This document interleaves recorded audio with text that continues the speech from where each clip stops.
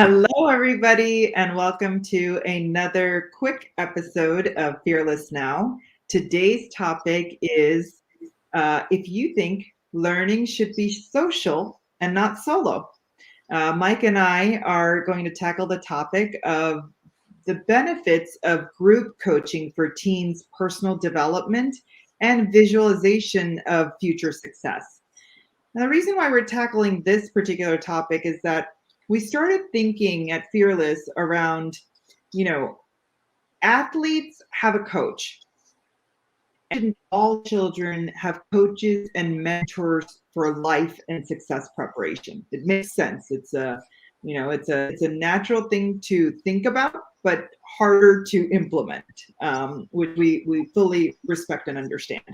But I think most parents that have teenagers want their teens to become confident and happy and lead these very successful and fulfilling and joyful lives. And so there's a way to bridge this gap. And what that means is introducing teens to the benefits of coaching during this critical time period of their lives. And so we did a little bit of research. And this is not a new concept, which we understand.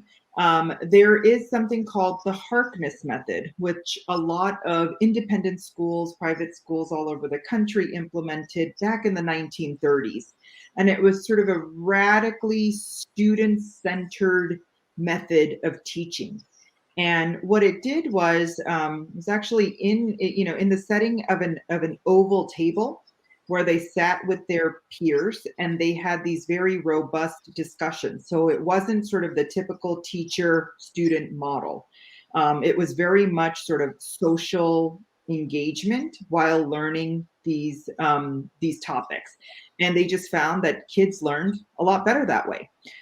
So Mike and I wanted to kind of, tie in how we think about coaching at Fearless. And we also want to talk a little bit about how do teens benefit from this coaching. So Mike, why don't you take it away?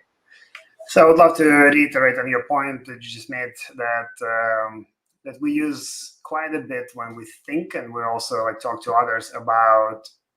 It's interesting that we as parents and as a society, and I'll talk about America, but I think it's also very global, is that we spend a lot of energy and a lot of money on sports coaching.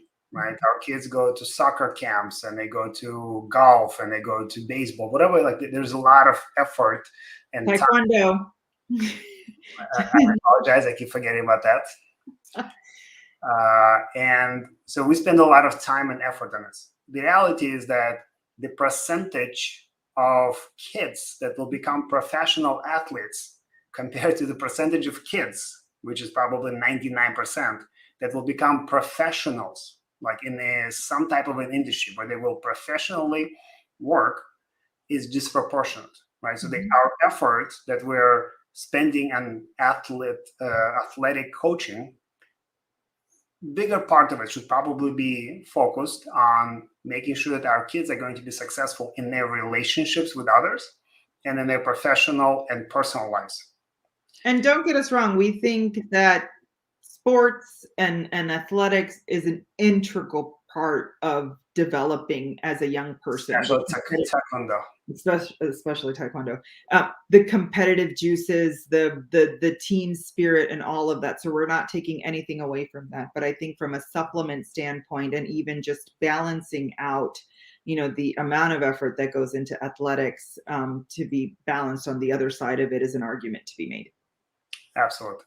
And when we talk about coaching, I think quite a bit too, there's a certain negativity and stigma that is associated with personal development and with coaching or even therapy, right? A lot of people will kind of combine all of this into one. Mm-hmm. And I personally don't understand it. I've been on the path of personal development for a long time. But some people might think it was why aren't you just happy by yourself? Mm-hmm. Okay. We go to dentists. We go, if something hurts, we go to physical therapy or chiropractors, right? So why is it that if there's a challenge in our life, why is it not accepted, right? Mm-hmm. Absolutely. That it's you need a bit of help, right? So we're also hoping to break down that barrier, because like I've been very fortunate to have a business coach since I was 24, 25, maybe a little bit earlier. And like I've enjoyed the benefits of becoming a better professional early on, where most people don't, right? And this is like Deepali and I speak about this quite often, because she's in the leadership coaching, she's a certified leadership coach, and they, a lot of years of experience in that space. And very late in life do I encounter these executives, right? They're already, 2/3 of the way into their career before I enter the scene. And so there's a lot to unpack, right? And retrain at that age versus the benefits of being offered that so much younger. So I'll say thank you personally, and also I'll say this thank you on the benefit of all of the coworkers that I've met later in my life, to Tom Baylor, who is that business coach, who's played a very significant role in me being the professional and the more well-rounded person that I am today. And when we talk about Fearless, we wanted to bring these huge benefits of either group coaching or one-on-one coaching. Coaching, mentorship, there are many ways to say this, where somebody who's already experienced the same path that these kids are on can benefit them by educating them on the mistakes to potentially avoid. They're not going to avoid every mistake, but also guiding them, answering their questions, asking good questions. Yeah. So from that, we wanted to kind of highlight maybe 4 or 5 big benefits that we see. And one of which is promoting independence. So we think, coaching is all about offering support, and coaching is not about just offering advice. So it encourages your child to think for him or herself, listen to them without any judgments, because that's a big one that we as parents often kind of fall into that trap of. Serve as a guide. I almost think of like a Sherpa, right? You got to climb that mountain, but you can't get to Mount Everest without the guides of the Sherpas that know the terrain. And then just kind of, unlocking that inner resource that enables them to make their own decisions. You always hear in leadership, and even sales, I would say, for that matter, you want to lead them to where they almost feel like they came up with that answer or decision themselves, and just kind of getting them there is the journey.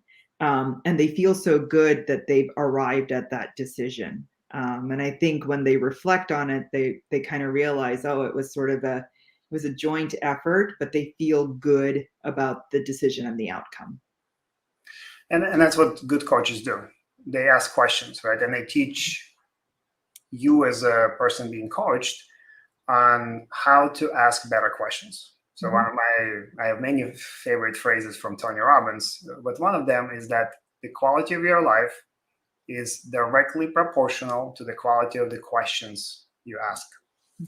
And this is what coaches do. They help you think through the questions that you should be asking, and then helping you, just like Deepali mentioned, like find the answers, right? Because now it becomes your answer. It's not that somebody tells you that. Well, and here's the secret about coaching, right? I mean, people come and talk to me all the time, like, give me the answer. What is the answer? I never have the answer. I'm never going to give you the answer, but I'm always astounded by how excited they get when they think through the answer on their own. And that's sort of the eureka aha moment. But most people come into my office and they think, she's going to give me the answer. I'm going to write it down and I'm going to go. And that's not how it works. The analogy is like a child that is learning to walk. Like you can't walk for them. Right. Like I cannot do push-ups for my kids, right? Like nobody can run for me. Like I have to do those things myself. Yeah. And the questions or the guidance and the support that's our job as educators, as fearless founders. So we are part of the summer cohort. What we wanted to prove to ourselves is that the methods that apply to adults, which I'll speak to in a second, the concept of accountability groups, which is a very powerful concept within the adult life. They also apply to teenager life. So we had this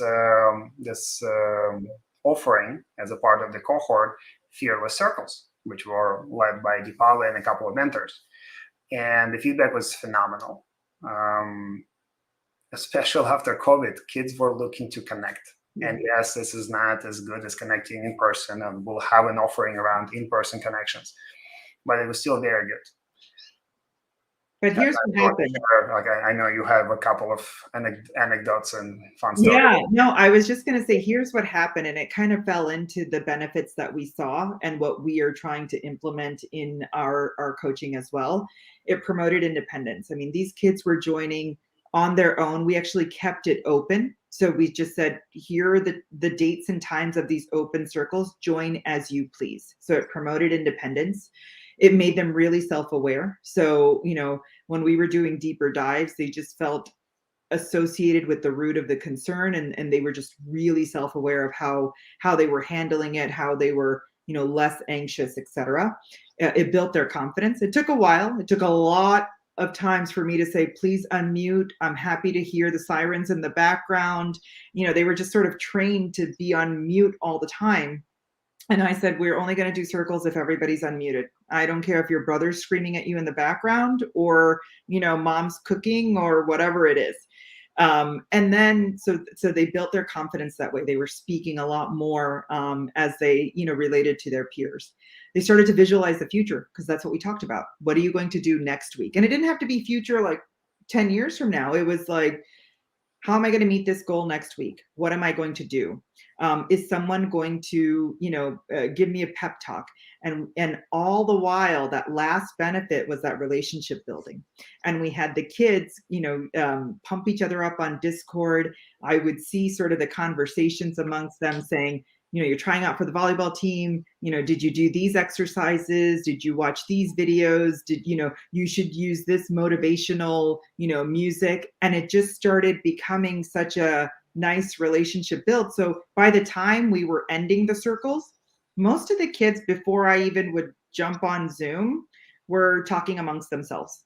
And they were just, you know, hey, did you do this last week? Did you do that last week? And it became, you know, that community building, but really it was a deeper sort of relationship building exercise, which was so awesome to see.